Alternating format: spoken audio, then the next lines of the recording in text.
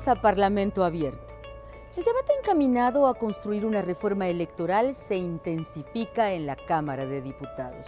Las 7 fracciones parlamentarias que conforman el Pleno de San Lázaro han compartido sus expectativas y posturas, cerrando esta semana con la integración de un grupo plural de trabajo que revisará el contenido de las más de 100 iniciativas presentadas hasta ahora. Es un grupo de trabajo de 21 diputados, 3 por cada bancada. El acuerdo que se tomó es buscar las coincidencias y en un ejercicio de reflexión colegiada ir definiendo los cambios que podrían formularse tanto en la Constitución como en las leyes secundarias.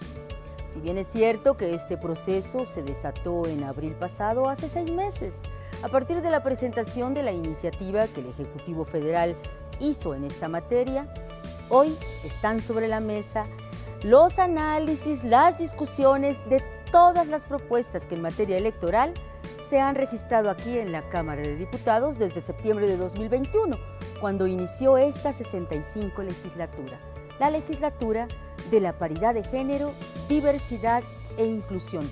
Principios, por cierto, que también forman parte de decenas de propuestas que buscan poner al día el marco jurídico de la representación política y parlamentaria mexicana. Hay 2 temas polémicos que centran la atención en este debate. Son 2 temas que forman parte de la iniciativa del presidente Andrés Manuel López Obrador: el costo de la democracia electoral mexicana, por un lado, y la forma en que se elige a los consejeros del Instituto Nacional Electoral y a los magistrados del Tribunal Electoral del Poder Judicial de la Federación.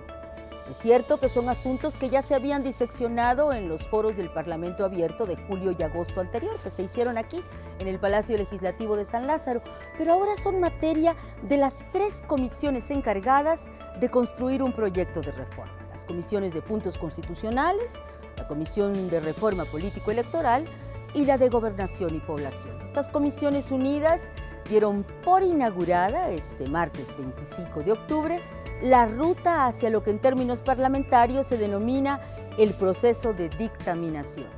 Asistieron a este encuentro integrantes y presidentes de las 3 comisiones y coordinadores de las bancadas para fijar posturas en torno a esos 2 temas controvertidos, pero también para enumerar sus propias prioridades, esos asuntos que ellos consideran deben estar contenidos en la reforma. Por ejemplo, preservar la autonomía del INE para unos, o reducir el financiamiento de los partidos para otros, compactar al Congreso, actualizar el modelo de comunicación que rige hoy en México en la competencia electoral, designar mediante voto universal a las autoridades electorales, pero también a los jueces, incorporar la plataforma 3 de 3 contra la violencia en el marco jurídico electoral, la segunda vuelta, los gobiernos de coalición y hasta el voto electrónico. Veamos parte de lo sucedido en esta reunión, donde se escucharon voces críticas hacia este ejercicio, pero también coincidencias en la confianza de que habrá diálogo, acuerdos y consensos, porque es, dijeron, la hora de la política.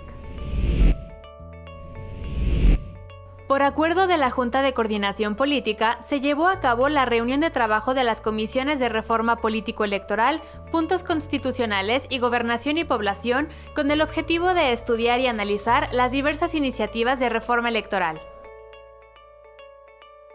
El presidente de la Junta de Coordinación Política, Ignacio Mier Velasco, dijo que el espíritu que anima el acuerdo de la Jucopo tiene como propósito lograr una reforma político-electoral en México que sea colegiada, producto de un proceso de diálogo abierto y franco.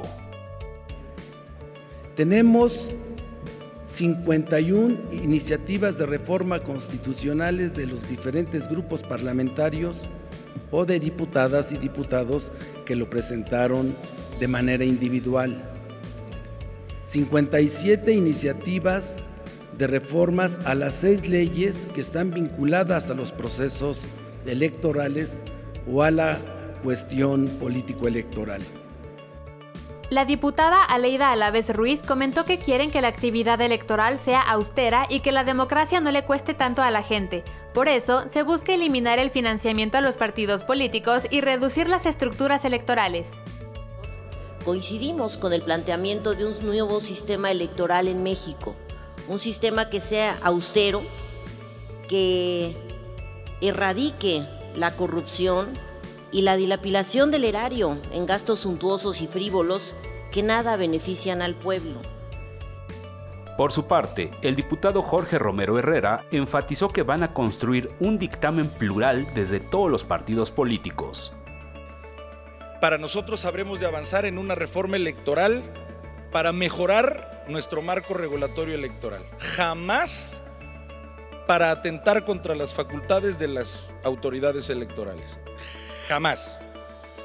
El diputado Rubén Ignacio Moreira Valdés resaltó que además de las iniciativas que se han presentado, la Cámara ha recibido 85 de carácter secundario y 70 de carácter constitucional.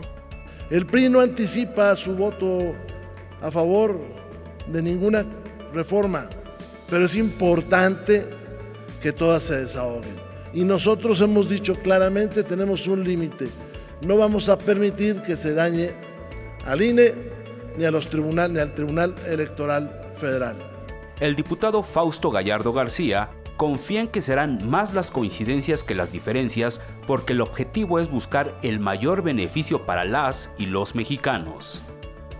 Además de elecciones más baratas, necesitamos procesos más claros, más sencillos, más justos y más equitativos, al tiempo de poner el piso parejo para que cualquier mexicano o mexicano que desee participar de algún proceso electoral pueda hacerlo en igualdad de condiciones de manera indistinta, sea cual sea el partido por el que participe o bien lo haga de manera independiente.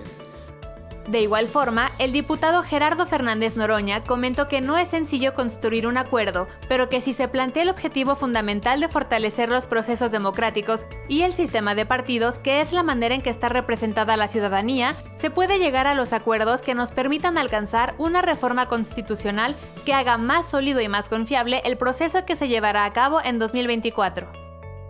Nosotros que formamos parte de la coalición Juntos Hacemos Historia, entraremos al debate porque en las diferentes propuestas que se han hecho también tenemos nuestros planteamientos. Por ejemplo, desde 1985, que había 85 millones de mexicanos, no se ha aumentado el número de integrantes de la Cámara de Diputados de 500. Hoy con 130 millones se plantea disminuirlo a 2/3.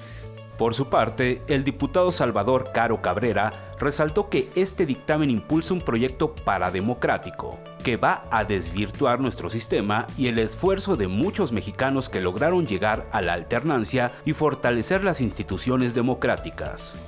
Es un proyecto que sí tiene cosas que ningún mexicano se va a oponer: la reducción de los plurinominales, la desaparición de los plurinominales, la reducción de los diputados, la reducción del financiamiento. El diputado Luis Ángel Shariel Espinosa Cházaro enfatizó que sin la democracia no hay derechos. Además, resaltó que el INE no es del gobierno en turno ni de los partidos políticos, sino que es y debe ser de las y los ciudadanos. Hay algo importantísimo que preservar en esta posible modificación. Lo han dicho los expertos: la certeza, la certidumbre y la confianza de los mexicanos en su árbitro electoral.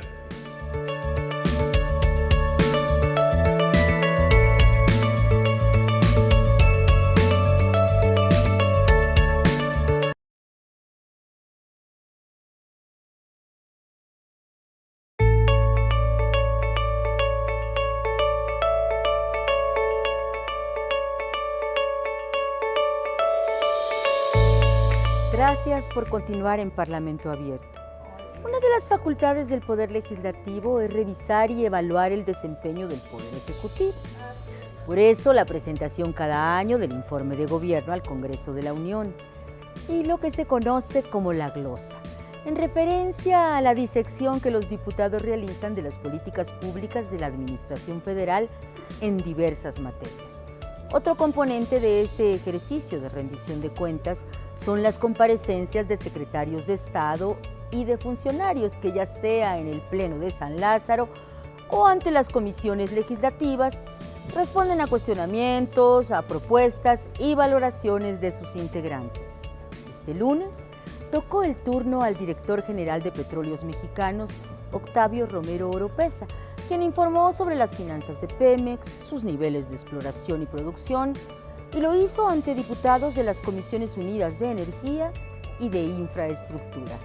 Se habló de soberanía energética y de las acciones que el gobierno impulsa para concretarla. Pero también hubo polémica, posiciones encontradas sobre el manejo de la deuda en esta empresa. Un ejercicio de diálogo entre dos poderes, del que ahora les compartimos la siguiente crónica. El director general de Petróleos Mexicanos, Pemex por sus siglas, ingeniero Octavio Romero Oropeza, compareció ante las Comisiones Unidas de Energía e Infraestructura, con motivo de la glosa del cuarto informe de gobierno del Ejecutivo Federal. En su intervención, el titular señaló que Pemex es una de las compañías petroleras con mayor rentabilidad en el mundo. Los ingresos petroleros aportaron el 57.9% del crecimiento total de los ingresos totales del sector público. Nos muestra cómo Petróleos Mexicanos contribuye con el 97% de la producción de hidrocarburos a nivel del país. En este periodo enero-septiembre de 2022, el 97% de los hidrocarburos los produce Pemex y el 3% lo producen los privados, las empresas privadas. Sobre la deuda de Pemex, indicó que para el cumplimiento de sus obligaciones no ha recurrido a un endeudamiento. Por el contrario, el saldo de la deuda ha disminuido. Hoy, Pemex debe $100.439 millones. Por su parte, las y los diputados dieron su posicionamiento. El sector energético en nuestro país y a nivel mundial se encuentra en medio de una transformación orientada a alcanzar la soberanía energética y como un eje rector de crecimiento sostenido de México para el buen funcionamiento de las actividades productivas y el bienestar de las familias mexicanas. Si bien es cierto que se requiere la inversión privada para el desarrollo del sector energético, esto debe de efectuarse sin destruir la operación ni mucho menos la infraestructura de la industria nacional y mucho menos sin perder la visión de la seguridad energética. Y un ejemplo más, hablemos de producción de gas natural, donde a pesar de tener un raquítico aumento este año 1.8 en la producción de pies cúbicos, solo se produce el 54% de lo que se producía hace 10 años, ni siquiera produciendo lo que reportaban antes de pandemia, 3.3% abajo. ¿Y qué decir del gas? Han aumentado 2.3 veces en comparación de lo que se produce y aún así insisten en hablar de soberanía energética cuando no han tenido ni tendrán la capacidad de autoabastecerse y porque además de que no pueden, porque no quieren. Como por ejemplo, a diciembre del 2021, el saldo total de la deuda financiera de Pemex fue de 2.24 billones de pesos. La deuda a corto plazo se incrementó un 24% en el último año. Nos han dicho y no han dejado de repetir que ustedes no se endeudan, pero para 2023, Petróleos Mexicanos y la Comisión Federal de Electricidad incrementarán el costo financiero de la deuda por más de 1.079.000 millones de pesos, es decir, un 30% más, que esto representa el 3.4% del Producto Interno Bruto. En días recientes, se informó que la producción de hidrocarburos, incluyendo crudo, condensados y líquidos de gas, aumentó a 1.939.580 barriles diarios en los primeros 8 meses del presente año. Lo anterior responde al esquema operativo seguido por Pemex Exploración y Producción, el cual permitió adelantar 80 días la producción y recortar tiempos de perforación de pozos, los cuales disminuyeron hasta en un 300% entre 2019 y agosto de este año. No tengo ninguna duda de que las prioridades del Plan Nacional de Desarrollo, que es primero bienestar para el pueblo, segundo seguridad para el pueblo y tercero soberanía energética. Y aquí en esta dirección no hay duda de que Pemex va bien. Pemex sigue sin ser productiva y cada vez se le asigna más dinero dentro del presupuesto de egresos de la Federación. En el 2020 fueron 523,000 millones de pesos, en el 2021 544,000 millones y tan solo el primer semestre de este año el gobierno de México capitalizó a Pemex con 45.4 mil millones de pesos.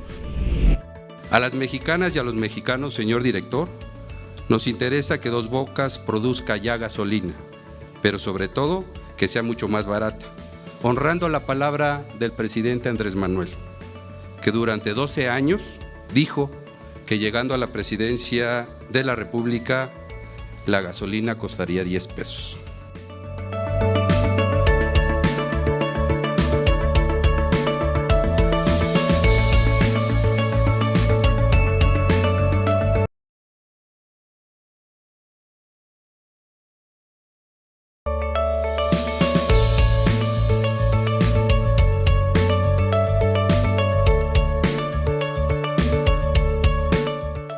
Gracias por seguir con nosotros. Esta semana también se intensificaron los trabajos en comisiones de la Cámara de Diputados con miras a revisar la propuesta de presupuesto de egresos que para 2023 le entregó la Secretaría de Hacienda y Crédito Público. Un tema que por ley deberá resolverse en noviembre. Mientras tanto, en el Pleno se aprobaron dictámenes diversos. Uno para prohibir el consumo de comida chatarra en planteles escolares. Y otro muy importante, para incrementar penas por feminicidio cuando la víctima cuente con medidas cautelares ante situaciones previas de violencia. Uno de los varios tópicos a los que se le da seguimiento en el Centro de Estudios para el Logro de la Igualdad de Género de la Cámara de Diputados, al que ahora seguiremos acercándonos en nuestra sección Detrás de Cámara.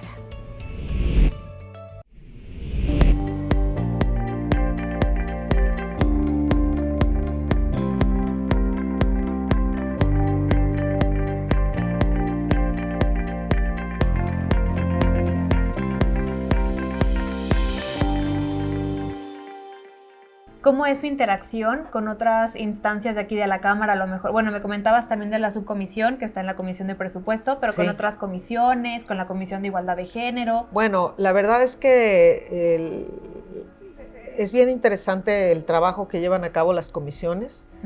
La legislatura pasada estuvo la diputada Wendy como presidenta de la Comisión de Igualdad. La verdad es que una mujer congruente, valiente, siempre echada para adelante, siempre muy clarita en los objetivos de la comisión. Creo que se hizo un enorme avance en la legislatura de la paridad. Y esta legislatura 65, que igual es paridad y no discriminación, la diputada Julieta Vences tiene muy claro el panorama y creo que ha incidido de manera muy importante en algunos avances. Por ejemplo, esto mismo de la instalación de la subcomisión.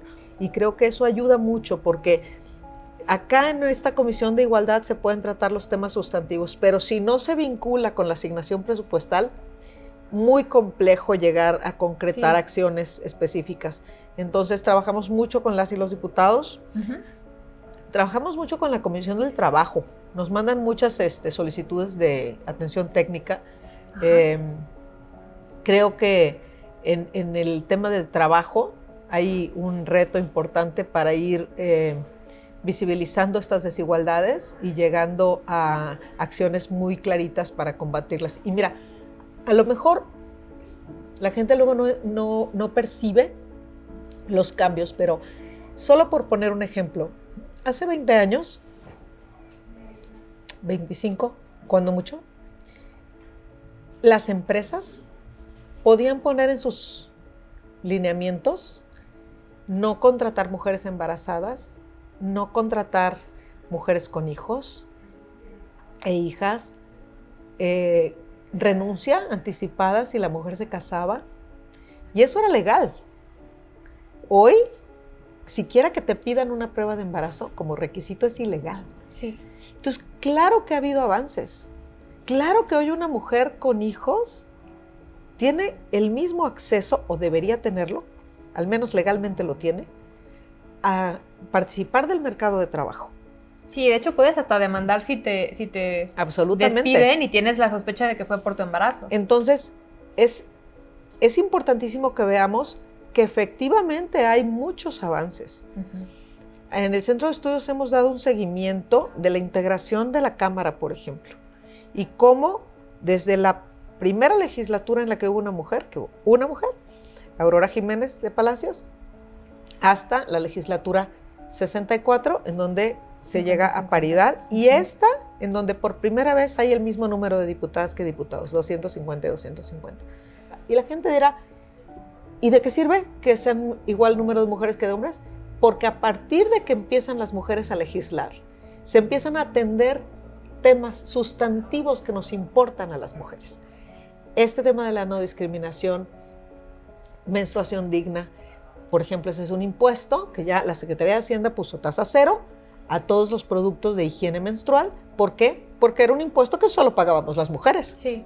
Por cuestiones evidentes. Por cuestiones de salud. Pero que al final de cuentas sí tenían una merma en el ingreso de las mujeres. Entonces, este tipo de cosas, el tipo penal feminicidio, la violencia tipificada, la ley general de acceso de las mujeres a una vida libre de violencia, hay toda una serie de legislación que además tiene a México a la vanguardia, violencia política en razón de género, que muy pocos países la tienen legislada. Y esto significa las mujeres legislando, las mujeres que dicen, oye, las niñas y los niños merecen tener un lactario en su lugar de trabajo. Sí, los lactarios. Por ejemplo, ya empezaron. Porque antes, si tú te preguntas, ¿a dónde no iría yo a comer dentro de mi empresa? Pues al baño. El baño no es un lugar para ir a comer. Y es donde las mujeres pero es donde las mujeres iban a sacarse la leche para poder llevarle el biberón a su hijo en casa. No, muchas mujeres llevan a su bebé a comer al baño. Entonces, que es un tema de eminente dignidad, un lactario que no lleva más espacio, vaya, es un pedazo chiquitito, pero con dignidad, son iniciativas que poco a poco han ido permeando en nuestra sociedad. Y hoy ya pensar en una empresa que mande a las mujeres a darle de comer a su bebé al baño, ya dice, espérame tantito, eso no está bien. Pero antes era normal. Entonces, claro que el hecho de que las mujeres gobiernen y las mujeres legislen hace diferencia en la sociedad. Sí. Y nosotros lo que hacemos es ir analizando cómo estaba, qué se hace o qué se debería hacer. Y cómo estamos y ahora. Cómo está. Y cuál es el resultado. Nos estás comentando de todos los avances que se han llevado a cabo desde hace 25 años. ¿Cuáles han sido los retos? Bueno, yo creo que el reto principal siempre será lograr la igualdad sustantiva. ¿Qué significa eso? Que mujeres y hombres ante la sociedad tengamos los mismos derechos y las mismas oportunidades. No es solamente que la mujer participe de lo público, es que el hombre participe de lo privado, sin decir, te voy a ayudar. Este concepto de que la mujer tiene menos libertad de vida sexual, ¿no? Menos libertad de diversión, menos libertad de trabajo, menos libertad de viajar, menos libertad de... Estos son los conceptos que tenemos que ir borrando. Y lo repetimos a través de frases, refranes, chistes. Yo siempre les digo, no compartan chistes machistas, de veras no, porque perpetúa la desigualdad. Y hay muchísimos. Este tipo de cosas son las que tenemos que ir eliminando. Sí. Corre como niña. Fíjate cómo cuando se refiere el refrán, vieja el último, siempre es despectivo. Sí, es como un Ser insulto. mujer es un insulto. Ajá. Y tenemos que ir cambiando eso. Entonces, cuando yo veo a las nuevas generaciones, ya con una perspectiva mucho más igualitaria, de mucho mayor respeto a la capacidad de las mujeres, pues da gusto que quienes nos antecedieron, ahora nosotras, y las que vienen, sigan construyendo un México con mayor igualdad. Pero esto no va a acabar si no identificamos que somos iguales en la eminente dignidad de nuestra persona. Las libertades que tenemos hoy y esta igualdad de derechos y oportunidades se los debemos a muchísimas mujeres que han dado alma, corazón y vida. Y desde el activismo. Sí, las marchas. En el diario de los debates está cuando no dejaban que las mujeres votaran y el argumento era que no había suficiente movimiento social que evidenciara la necesidad de las mujeres de votar. Pero siempre pagamos impuestos, ¿eh? Sí.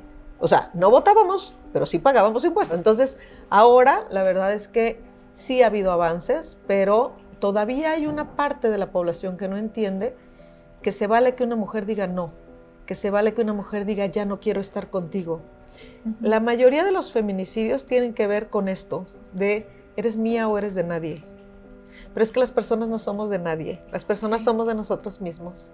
Y estamos con alguien porque queremos. Y tanto la mujer como el hombre tenemos derecho de decir, ya no quiero estar. Y ser respetados en ese sentido. Yo les digo a mis compañeros hombres, mira, tú sales a la calle, caminas, y si acaso tu temor es que te vayan a asaltar. Pero las mujeres salimos a la calle y nuestro primer temor es que nos vayan a violar. Sí. Y son dos temores radicalmente distintos. Porque el patrimonio, es restituible. Sí. La dignidad de tu integridad como ser humano, tu integridad sexual, tu integridad de tu cuerpo, ¿cómo la restituyes? Sí. Cuando una niña, un niño o una mujer vive en violencia sexual, quien la comete tendrá su castigo temporal según las leyes, pero quien la sufrió es víctima perpetua. Sí, vive cadena perpetua, los recuerdos, los olores, la sensación, eso difícilmente se supera. Y por eso es tan importante que trabajemos en el concepto clarito. Las mujeres no somos objeto. Las niñas y los niños no somos un objeto que se puede poseer.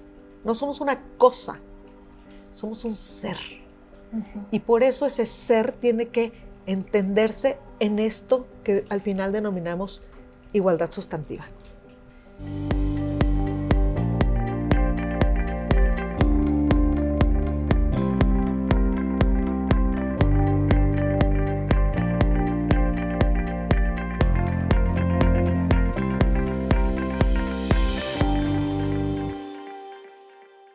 Gracias por habernos acompañado en Parlamento Abierto, una crónica del quehacer legislativo. Hasta la próxima.